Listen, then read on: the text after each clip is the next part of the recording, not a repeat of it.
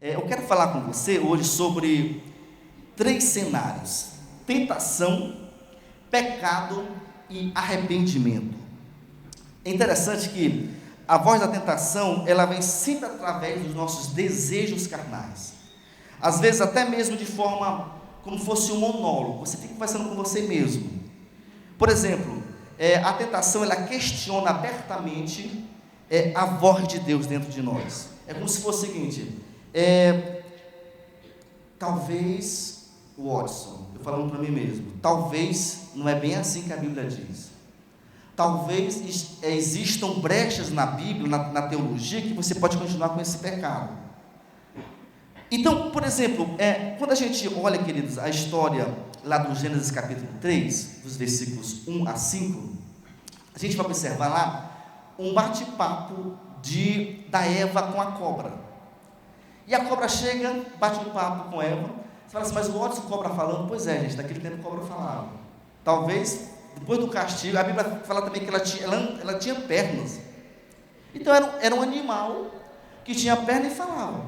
Talvez os outros também falassem, porque não é possível que só uma cobra vai falar no jardim. E se fosse algo super normal, quem é você falando comigo, cobra? Então era talvez algo normal. Então, no capítulo 3 do Gênesis, a Bíblia diz que a cobra começa a conversar com a Eva. Fala assim o seguinte: Eva, mas aí, Eva, e como é que é aqui no jardim? Você gosta do jardim? Ela: gosto, muito legal. Mas, Eva, você está comendo assim as frutas, os vegetais todos, mas e aquela árvore ali no centro do jardim? Você já comeu dela? Que fruto bonito. Existem falácias aí no mundo que diz que era a maçã, tá, gente? Isso aí não existe nem comprovações. Talvez naquele tempo nem tinha maçã lá no jardim. A Bíblia prefere dizer que é um fruto que ninguém vai saber. Pode o teólogo querer estudar, não vai saber nunca. Melhor a gente falar o seguinte: olha, é um fruto, e acabou essa história. Então ela chega o seguinte, aí ela fala o seguinte: não, eu não comi, serpente. Tentação, tá? Porque Deus falou para mim não comer. Aí ela chega o quê? Com a arte da dúvida. Mas por quê, Eva? Mas olha, talvez Deus falou para você não comer porque Deus sabia, se você comer, se, partícula condicional, se você comer, você vai ser exatamente como Deus. Você vai ter a sabedoria de Deus. Você vai ser como Deus. É mesmo. Então olha só, o diabo chega e começa a conversar, e começa o quê? A plantar dúvida no coração daquela mulher. Não vou ser redundante, que todo mundo está aqui, talvez você conheça a história, só ler Gênesis 3, você vai conseguir ver a história final, o desastre que deu, né? Qual foi o desastre? A cobra começou a rastejar, perdeu perna, a cobra não fala mais, dizer, está aquela lá de fora, não fala mais, né? Se a cobra era amiga da mulher, hoje geralmente nós, seres humanos, não gostamos muito daquele animal, ele é talvez perigoso, alguns têm até certa assim, repugnação por ele. A mulher começou a ter dor para dar à luz. O homem, a Bíblia não diz que ele não trabalhava. A gente tem que ter cuidado com algumas colocações. A Bíblia falou o seguinte: olha, para você agora ter o seu sustento, você vai ter que trabalhar com muito ardor. Então talvez ele só cuidava dos animais, administrava, via um lá no jardim, tomava um banho lá com a mulher dele, depois voltava. Ele teve que ser jogado no jardim porque ele deixou que a mensagem maligna, a tentação, pudesse ser consumada e gerasse o maior pecado da humanidade, que é a separação de Deus. Então, a maior parte da tentação ocorre na dimensão dos nossos desejos e sentimentos. Quando a Bíblia diz que o diabo é tentador, ela não nos mostra que ele somente consegue fazer tudo sozinho. Sabe, existe também no mundo evangélico alguns equívocos. Tudo enquanto é o diabo. O diabo, às vezes fica assim: não diga que sou eu, por favor, que essa não fui eu. Essa foi você, sujeito. Então assim, as pessoas culpam muito o diabo, né? Mas claro que ele tem a sua parcela, mas nós somos tentados, a gente está vendo nesse estudo, pelos nossos próprios desejos. Tem uma palavra no Novo Testamento chamada concupiscência, que no grego é concupiscência. Quer dizer, um forte desejo, uma inclinação, uma queda. Alguns têm queda para mentira, outros queda para poder enrolar os outros quedinha para poder falar mal dos outros, fica coça assim, se não falar, não consegue aquela coceira passar. Então isso é o que? São tentações, são inclinações para o mal. Agora, então, eu quero deixar claro, nem sempre é só o diabo. O diabo tem muitas vezes eu faço a minha parte, quando eu não estou dentro do centro da vontade de Deus. Vamos ver um texto na Bíblia aí? Acompanhe comigo no telão. Olha o que Paulo diz aos irmãos de Éfeso. Ele fala o seguinte: nem deis o quê? Lugar ao diabo. Tentação, quando eu cedo na tentação, eu estou fazendo o quê? Dando espaço para o diabo. Então, queridos, a minha vida, a nossa vida é composta por espaços. Então, se não está o Espírito Santo, vai estar quem? Vai estar o diabo. Não tem como estar, existe um meio termo. Irmão, meio termo é a teologia católica, que diz que quando o cara morre, vai para o purgatório. Antes de ir para o inferno, tem o purgatório. Aquilo é uma teologia que é totalmente equivocada. Então, eu estou cheio do Espírito Santo, ou então eu estou pisando na bola e deixando que a tentação possa entrar dentro de mim e trazer grandes transtornos para a minha vida. O próprio Jesus disse o seguinte, eu gosto muito dessa passagem, próximo slide por gentileza, João 14:30, ele falou o seguinte: ele nada tem em mim. Quando você vê os versículos 28 e 29, fala o seguinte, olha, Jesus falando, olha, eis aí o príncipe do mundo, o diabo é o príncipe do mundo, irmãos. A gente querendo ou não, Jesus que falou, ele é o príncipe, ele que reina, infelizmente, na vida de muitas pessoas, ele que reina no coração de muita gente, infelizmente, levando as pessoas para quê? Para vício, para orgias, para mentiras, para desânimo. Mas Jesus fala o seguinte, olha, ele nada tem em mim. Será, meus irmãos, que nós podemos nessa tarde ter certeza de falar o seguinte, olha, o diabo não tem nenhuma influência na minha vida? Será que a gente pode falar isso? Vamos falar com fé? Levante sua mão e diga assim comigo: o diabo não tem nenhuma influência na minha vida. Olha só, isso é profético em nome de Jesus. Agora, Jesus também foi tentado. Lucas 4:13, no telão também, fala o seguinte: tentações de toda sorte. Observe que eu coloquei aí as reticências, né? Tentações de toda sorte. Reticências interessantes no começo e no fim, porque no começo, para trás tem parte do versículo, também para frente tem parte do versículo. Então, eu peguei só uma parte, por isso que as reticências dos dois lados, tá? Mas observe que Jesus foi tentado, teve todas as tentações. Então, ele foi tentado para mentir também. Ele foi tentado para não vir para o culto, talvez. Ele foi tentado, talvez, por mulheres. Foi tentado. Mas, então, queridos, vamos entender o seguinte: a tentação é pecado? Sim ou não? Não é pecado. Por quê? Porque o cara que é homem mesmo, quando uma mulher passa, ele tem a tendência humana, pelos hormônios, de achar bonita. Puxa, que mulher bonita. Então, se ele é homem mesmo, ele vai ter isso aí. Agora, o que não pode, ele falar o seguinte: aí ele olha uma vez, aí depois ele fala, vou olhar de novo. A dona lá em casa, para quem é casado, né? A dona lá em casa não é muito assim não. Quer dizer, já saiu da tentação, já entrou o quê? No pecado. Então, a tentação, e se você ser exposto diante de um pecado, da possibilidade da concretização do pecado, isso não é pecado. Agora, quando eu deixo que aquilo evolua, a gente vai estar vendo aqui no nosso estudo, aí isso passa agora a camadas pecaminosas, que a gente não quer isso. Agora, deixa eu perguntar para você, qual a diferença entre tentação e pecado? Tentação é o quê? Vamos aí no telão? É quando a gente deseja algo que Deus restringiu. Deus fala o seguinte: olha, não minta. Se eu quero mentir, se eu quero não mentir, isso é o quê? Estou sendo tentado. Deus fala o seguinte: olha, pague seus impostos. Jesus paga impostos. Essa semana eu estava lendo para o Enzo, eu estava lendo a Bíblia para o Enzo, ele tem uma Bíbliazinha de desenho de crianças, e a gente estava lendo aquela historinha de que Jesus manda Pedro pescar. E aí, Jesus, ele fala o seguinte: olha, pesca, lá tem 2 moedas, paga o meu imposto e o teu imposto. Estava explicando para o Enzo, a gente paga imposto, viu, Enzo? Vai pagar muito imposto ainda. Mas, então, pagar imposto é o que? Um mandamento. Se eu começar a resistir, mas por que pagar imposto? Vou começar a sonegar? Eu já saio da tentação Para quê? Para a concretização do pecado. Então, mas o que é pecado então? O pecado é quando esse desejo me domina. Ele vem até mim e eu não consigo controlar. Quando eu falo eu não consigo, gente, não é que eu consigo como homem. Eu vou conseguir. Claro que a gente tem que ter postura, tem que ter vergonha na cara, para quem é casado não olhar para as mulheres que não é dele, tem que fazer sua parte. Mas quando eu falo eu não consigo, é que eu não estou debaixo, vivenciando uma graça de Deus. Não estou debaixo de uma comunhão genuína com o Espírito Santo. Então, tentação é o quê? É uma inclinação. Pecado é quando eu passo do limite daquele desejo, eu já começo a exercer, a praticar aquilo que eu desejei até pouco tempo. Então isso já torna o quê? Pecado. Vamos ler a Bíblia então aí? Veja comigo no telão. Tiago capítulo 1, versículos 13 a 15. Diz o seguinte, olha: ninguém ao ser tentado diga, sou tentado por Deus. Vamos aqui de pouquinho.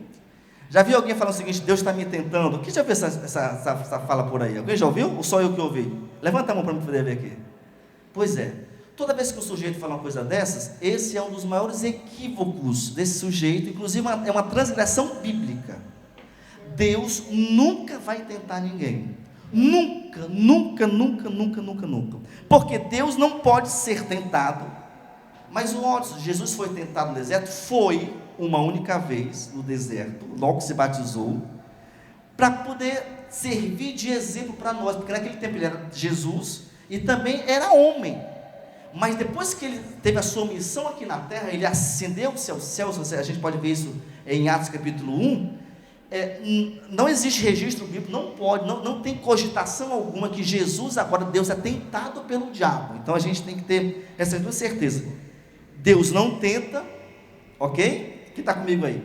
E segundo, ele também não é tentado pelo diabo, ok? Se a gente tem esses dois conceitos teológicos bem claros, isso é muito interessante para a gente continuar nosso raciocínio aqui.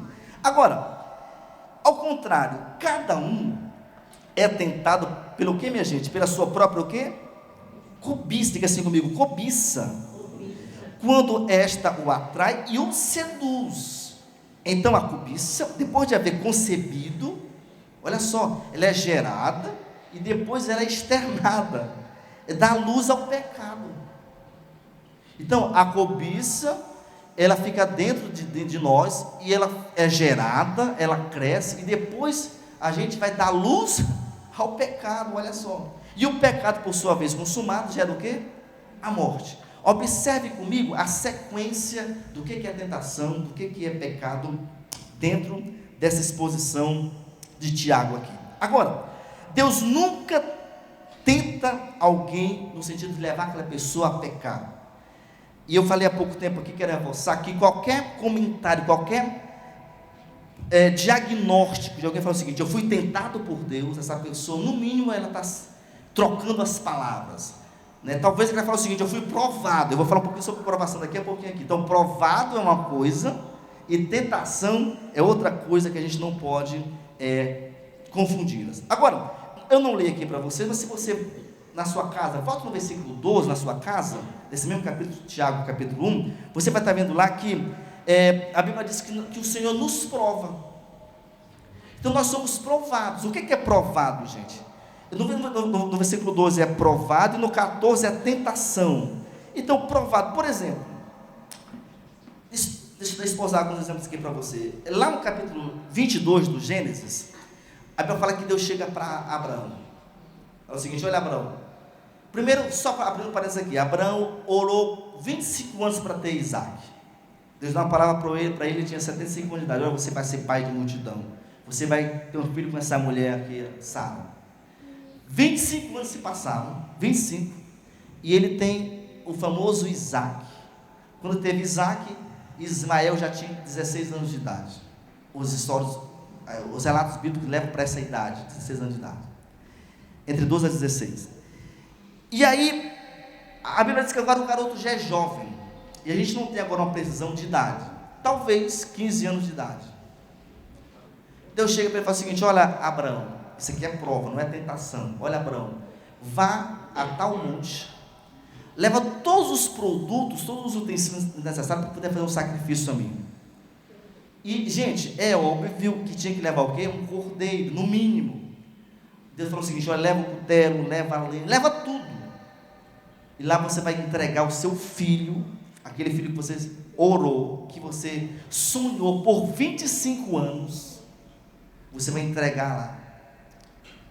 Porque, quando você vê o capítulo 22 do Gênesis, o que Abraão faz exatamente? Ele anda 3 dias, chega lá, e aí ele começa a preparar, levantar o altar. Isso não é tentação, isso é provação. Crente não é tentado por Deus, crente é provado, ok? Se você levar esse recado para a sua casa, eu consegui atingir o meu objetivo aqui nessa tarde. Então, ele começa a levantar o altar, e aí o filho pergunta: papai, nós temos cutelo, ou que é facão, né? Pode ser facão aqui, ou, enfim, teçado, né? No Maranhão teçado também. Nós temos aqui a lenha, nós temos tudo aqui, nós temos as pedras, e cadê o cordeiro, papai? Está faltando alguma coisa. O menino já tinha experiência com o pai, de que em outras ocasiões já tinha feito sacrifícios a Deus, ele sabia como era o ritual. O que Deus fala? O que Abraão fala? Deus o que? Proverá. Diga-se comigo: Deus proverá. Deixa eu falar uma coisa para você. Talvez você pode estar precisando de um milagre de Deus. A palavra de Deus para você nessa noite, nessa tarde: Deus proverá. Você conhece a história que a obediência de Abraão, dentro daquela prova, fez com que Deus falasse o seguinte: olha, Abraão, não mata o rapaz. Vira, Abraão, ele olha e vê um animal com chifres engatados no arbusto. Era uma vegetação muito comum daquele tempo, lá do Oriente Médio. Ele pega aquele animal e conclui-se o sacrifício diante de Deus. Irmãos, será se nós tínhamos essa fé de entregar o próprio filho? Olha só que coisa forte. Mas como ele foi obediente, a Bíblia relata que ele passou na prova. Um outro exemplo também, de pessoas que foram provadas, o povo de Israel. Veja comigo, eu não acho que eu não coloquei no telão aí não, coloquei não. Êxodo capítulo 15, versículo 25. Êxodo 15, 25, diz o seguinte: deu-lhes ali estatutos e uma ordenância, e ali os provou. Êxodo 15, 25. Deus deu, o povo de Israel, enquanto passava pelo deserto, estatutos. O que é isso? Olha, vocês têm que fazer isso, aquilo, não pode fazer aquilo. Um exemplo dos estatutos foram os 10 mandamentos. E lá o que acontece? Só que a Bíblia fala que lá também Deus provou aquele povo. Então, quando eu passo por algum problema, talvez no meu casamento, financeiro, ou qualquer outro problema, talvez de desesperança, de tristeza, de sem rumo na vida, isso é o quê? Isso é provação. Isso é importante para mim poder crescer como servo de Deus. Salmo 66, 10, também não está no telão, diz o seguinte: pois tu, ó Deus, nos provastes. O salmista fala: olha, tu nos provaste. Então vamos lá, olha só aqui, olha aqui para mim. Deus não tenta a gente, sim ou não? Quem é que tenta? O diabo, através da nossa própria cobiça. A gente vai ver um pouquinho disso mais profundo daqui a pouquinho. Então olha só, então vamos lá. Tentação é algo do diabo. O diabo prova alguém? Não. É Deus que prova, tá? Deus permite que o diabo faça, mas a aprovação é algo de Deus para poder alicerçar o crente. Olha interessante. Não é que Deus tenta e Deus faz o mal, Deus faz o bem, mas Ele permite que, é Ele que dá a permissão, que algum mal aconteça comigo, para que eu possa ser o quê? Fortalecido na fé. Mas de onde você tirou isso aí? Da Bíblia, irmãos. Quer um exemplo? Jó capítulo 1. Jó, homem temente a Deus, homem de caráter. O diabo chega, Deus chega para ele e fala assim: Jó, e aí, está observando meu servo? Deus chega para Satanás e fala: Satanás, está observando meu servo Jó? Estou observando ele, Senhor. Aí Deus fala o seguinte: olha, então você pode fazer isso. Então a aprovação é algo de Deus, da permissão de Deus, que Ele permite para que o diabo possa fazer algo de, talvez, que vai me agitar como ser humano, como servo de Deus, mas não é algo que o diabo faz. O diabo me leva para a tentação e para o pecado. Tudo bem até aí, meus irmãos? Ok? Vamos lá então. O Warren Wiersbe falou o seguinte: as provas são testes enviados por Deus, e tentações são armadilhas enviadas por Satanás. O Wiersbe foi um grande teólogo que falou o seguinte: que as provas são testes enviados por Deus, as tentações, armadilhas de Satanás. A prova é para me santificar, ele fala. Só que a tentação, ela tem a proposta de me derrubar. Então, quando eu passo por dificuldade, por tribulações, e quando eu passo por aquilo que eu venço, me torno uma pessoa mais forte. Quer um exemplo? Paulo falou em Romanos, capítulo... não vou lembrar do capítulo, versículo 37. Que em todas essas coisas são mais... 8:37. Ele falou o seguinte: que em todas estas coisas nós somos mais do que vencedores, por meio daquele que me amou. Quando ele fala assim, mais do que vencedor, vamos trazer para o nosso Jesus. Quando alguém está fazendo uma competição, existe um título mais do que vencedor? Sim ou não, gente? Não. Se você está numa Olimpíada, num jogo de futebol, ou ganha ou perde, sim ou não? Não tem um mais do que vencedor. Por que Paulo falou então, mais do que vencedor? Porque quando eu passo pela tribulação, e eu sou aprovado nela, eu ganhei, eu fui aprovado, eu fui gabaritado para poder ir para uma nova fase, mas eu trouxe, intrínseco àquela tribulação, eu trouxe o quê? Experiências. Então, por exemplo, se eu passei por uma dificuldade no meu casamento, e eu venço aquela dificuldade, quando eu venço, posso falar com os irmãos: olha, irmãos, eu venci porque a Bíblia fala isso aqui, e eu passei por isso. Então eu trago o quê? Um histórico, eu trago anexado à minha experiência, exemplos reais de que eu passei. Então, quando Paulo fala mais do que vencedor, eu entendo que uma das interpretações para esse versículo é que nós fomos aprovados, mas a gente também traz experiências vívidas de que nós podemos dar a volta por cima, que podemos ser um ombro amigo para as pessoas que precisam do nosso conselho. Agora, vamos lá. A tentação é uma oportunidade de fazer, olha, preste bem atenção, a coisa boa da maneira errada. Vamos lá. Gente, passar numa prova, uma prova de escola, é coisa boa ou ruim? Boa, ok.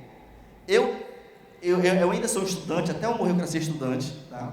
Mas quando eu estava realmente matriculado em instituições universitárias, por exemplo, algumas vezes a gente fazia a prova, né, e a gente fechava os olhos e falava: Jesus, é hoje. Bom, eu já tenho uma resposta que é a reprovação, ou então eu vou ser aprovado, né? Tem duas, ou é ou não é. Então olha só, então ser aprovado é uma coisa boa. O que é a tentação? A coisa ficou feia, eu vou ter que dar uma colada, dar uma olhada. Eu lembro quando eu estava ainda no ensino fundamental e médio, alguns amigos escreviam aqui, ó, eles iam de manga comprida para a escola, escreviam aqui questões de física, de química, as fórmulas, colocava aqui, e o professor fazia só assim, ó, olhava para cá para fazer. Então as pessoas fazem tudo de maneira errada. Então vamos lá, tentação é fazer a coisa certa da maneira errada. Passar numa prova é correto, mas para mim passar eu tenho que colar, então isso é o quê? Isso é um erro. Por exemplo, para quem é casado,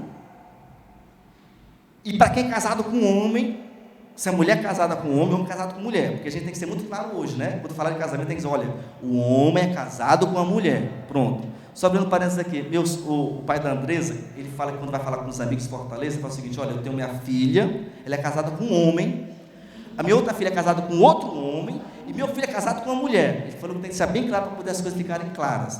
Então, o sexo dentro do casamento de um homem com uma mulher, para quem é casado, sabe que é bom.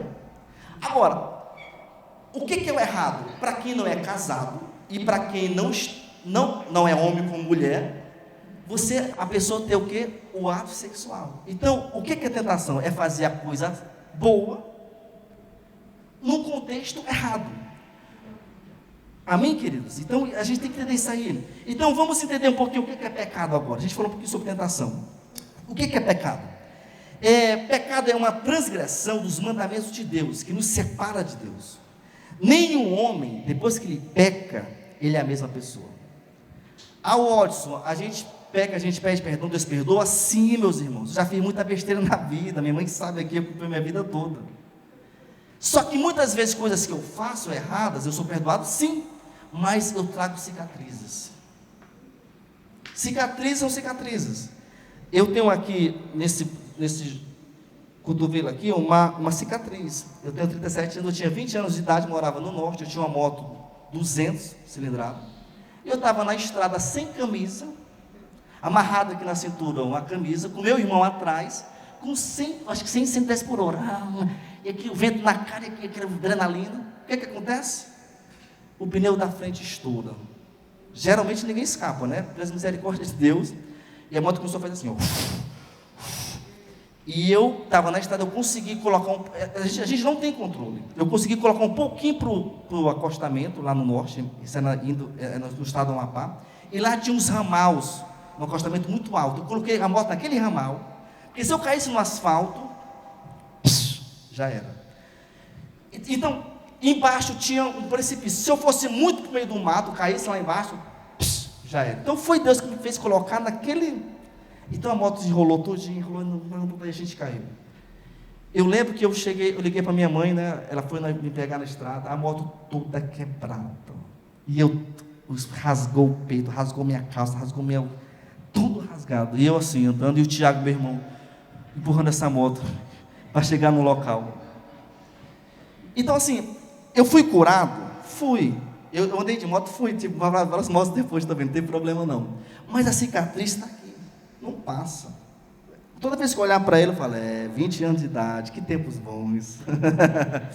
Então, queridos, só voltando para cá, aquilo que eu faço de errado, Deus me perdoa, sim, mas vão ficar cicatrizes. Por exemplo, eu já vi pessoas dentro da igreja, que eles cometeram pecados terríveis, homens traindo esposa, homens casados, isso na igreja durante o tempo todo que a gente passou, homens casados, com envolvimentos homossexuais. Então essas pessoas se arrependem, elas oraram, ficaram afastadas do ministério, foram curadas, mas as pessoas falam assim, ano tal, fez aquilo, a cicatriz fica na vida do sujeito. Então, por que eu estou falando isso aqui para você? Porque nós temos que nos esforçar para que Deus me ajude a ter a postura correta, para que eu não transgrida, que eu não passe o limite da tentação para a efetivação do pecado. Quem está comigo aqui? Amém, queridos? Você está me entendendo? Vamos lá então, olha só, Tiago, agora eu quero voltar para o texto do Tiago, que a gente leu agora. Tiago falou que o pecado, a gente pode observar alguns estágios naquele texto que eu li para vocês aqui, de Tiago, capítulo 1, versículos 13 a 15. Então o primeiro estágio que eu quero falar aqui para vocês é que ele fala o seguinte, que o desejo ou cobiça. Lembra que o texto falou sobre cobiça? E é interessante que essa palavra desejo, no grego é epitimia, não significa algo ruim. Epitimia não quer dizer que é algo ruim ou bom. Não, é desejo. Posso ter desejo de quê? De comer uma maçã. Isso é ruim? Não. Posso ter desejo de fazer o quê? Com licença. Beber água, isso é ruim? Não. Então, Tiago fala de quê? De epitimia, de desejo. Agora, o que é complicado? É quando esse meu desejo, ele está focado no que é pecado, naquilo que transgride a santa palavra de Deus. Então, essa epitimia agora já não é só um desejo em si, é um desejo pecaminoso, é um desejo lascívio, é um desejo errado. Agora, a cobiça é a tentativa de satisfazer um desejo fora da vontade de Deus. Então, epitimia, desejo, no grego aqui, é um desejo normal. Quando eu levo aquilo para o mal, então aquilo se torna o quê? Um desejo pecaminoso. Ou seja, eu quero fazer coisas, a minha alma pede coisas, aquela adrenalina, que não comporta com a palavra de Deus. Estão me entendendo? Então, isso é um desejo pecaminoso. Então, vamos entender uma coisa aqui. Gente, eu tenho aqui 2 mestres de cozinha e 3 que é a Elisa também. Nós temos a Elisa, que é muito boa, tem minha mãe, que é muito boa, tem o Fábio, tem também aqui o meu querido Daniel, e tem também a Sara cozinha muito, Sara. Já tem 5 aqui.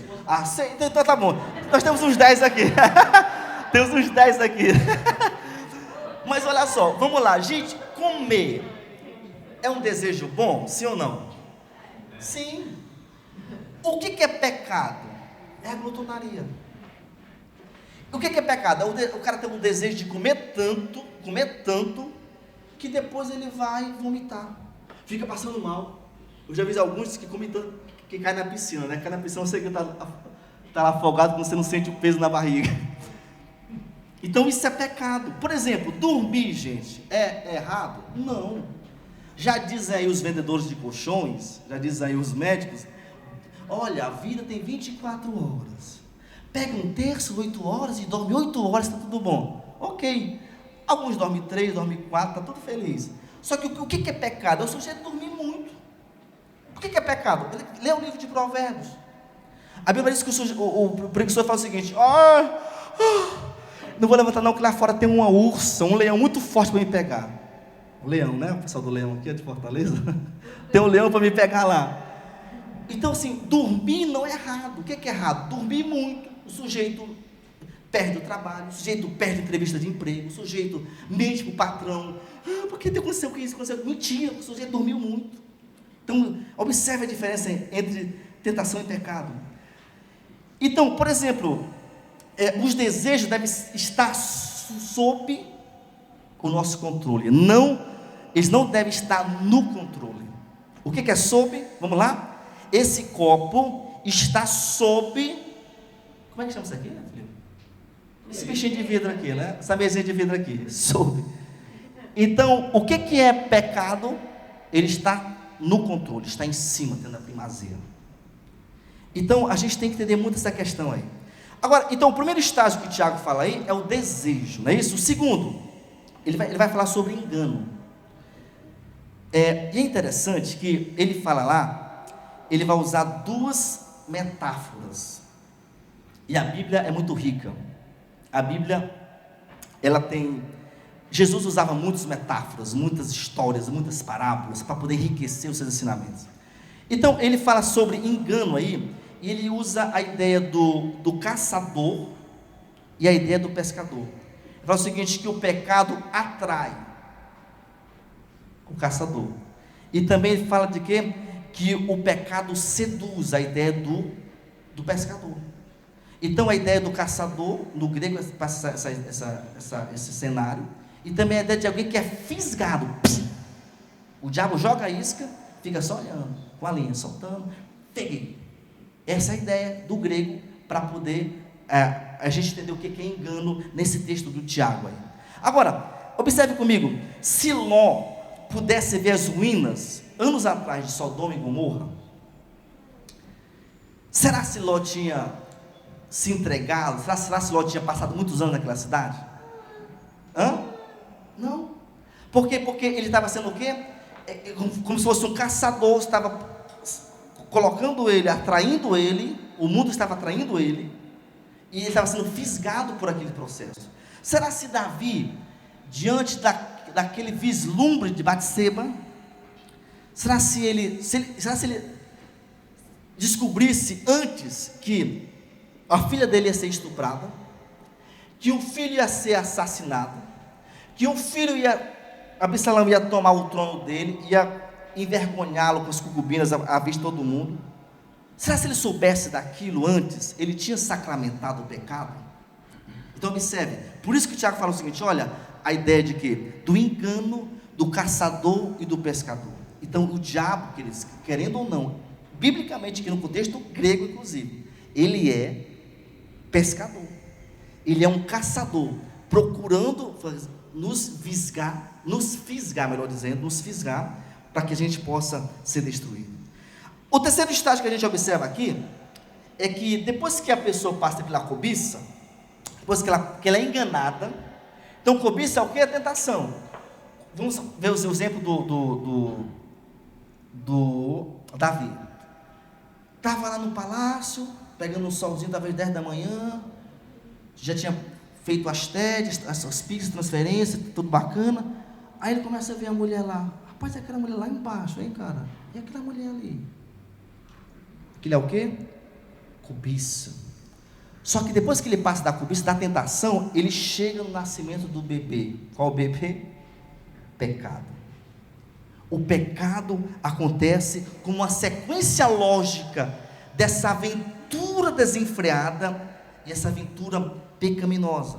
Então, é interessante que o Tiago, ele muda a figura da armadilha do anzol para o nascimento de um bebê chamado pecado. Então, no versículo 14, que nós lemos aqui, Tiago 1, ele usa, olha, a cobiça como um caçador ou pescador. Agora ele fala o seguinte, olha, ele tira essa metáfora e fala o seguinte, olha, agora nasceu o pecado.